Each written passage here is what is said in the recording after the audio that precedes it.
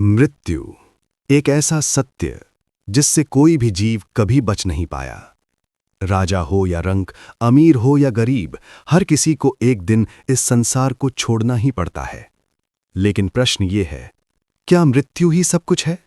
क्या शरीर के नष्ट हो जाने के बाद सब कुछ समाप्त हो जाता है, या फिर मृत्यु के बाद भी जीवन की कोई और यात्रा होती है? आज के इस वीडियो में हम जानेंगे मृत्यु के बाद क्या होता है, आत्मा कहाँ जाती है और हमारे कर्म हमारा अगला जीवन कैसे तय करते हैं। इस वीडियो को अंत तक देखिए, क्योंकि ये ज्ञान आपके सोचने का तरीका बदल सकता है। मृत्यु क्या है? मृत्यु शरीर का अंत है, आत्मा का नहीं। हमारा शरीर 5 तत्वों से बना है: पृथ्वी, जल, अग्नि, वायु और आकाश। मृत्यु के समय ये शरीर इन 5 तत्वों में विलीन हो जाता है। लेकिन आत्मा न जन्म लेती है न मरती है। आत्मा अमर है, अविनाशी है। जिस प्रकार मनुष्य पुराने वस्त्र त्याग कर नए वस्त्र धारण करता है, उसी प्रकार आत्मा एक शरीर छोड़कर दूसरा शरीर धारण करती है। मृत्यु के समय क्या होता है? जब किसी व्यक्ति का अंतिम समय आता है, तो सबसे पहले उसकी इंद्रियां कमजोर होने लगती हैं। आंखें देखना बंद कर देती हैं, कान सुनना बंद कर देते हैं, शरीर धीरे धीरे निष्क्रिय हो जाता है। लेकिन उस समय भी आत्मा पूरी तरह जागृत रहती है। कहा जाता है कि मृत्यु के क्षणों में व्यक्ति को पूरा जीवन दिखाई देता है। उसके अच्छे कर्म, उसकी गलतियां, उसके शब्द और उसके विचार। ये समय बहुत ही सूक्ष्म और निर्णायक होता है। मृत्यु के बाद आत्मा की यात्रा। मृत्यु के बाद आत्मा तुरंत मुक्त नहीं होती, वो एक सूक्ष्म शरीर धारण करती है।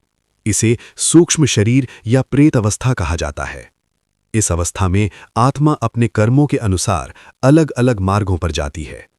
जो आत्माएं पुण्य कर्म करती हैं, जो सत्य, दया और धर्म के मार्ग पर चलती हैं, वे उच्च लोकों की ओर प्रस्थान करती हैं। जो आत्माएं पाप कर्म करती हैं, जो दूसरों को कष्ट देती हैं, उन्हें अपने कर्मों का फल भोगना पड़ता है।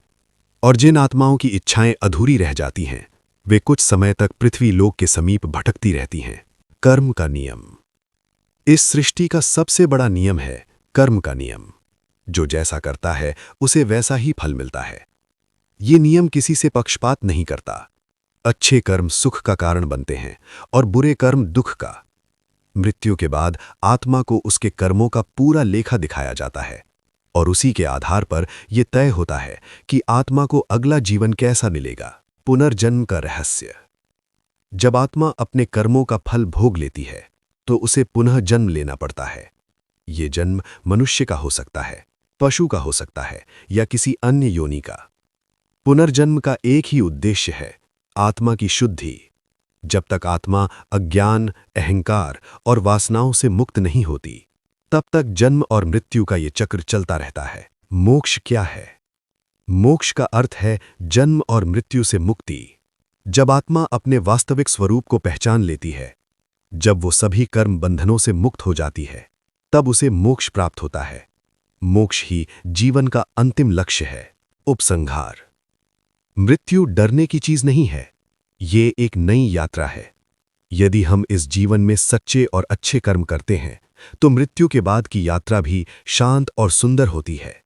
इसलिए आज से ही अपने कर्मों को शुद्ध करें, क्योंकि मृत्यु के बाद सिर्फ कर्म हमारे साथ जाते हैं।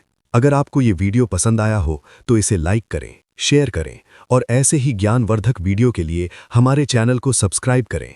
धन्यवाद।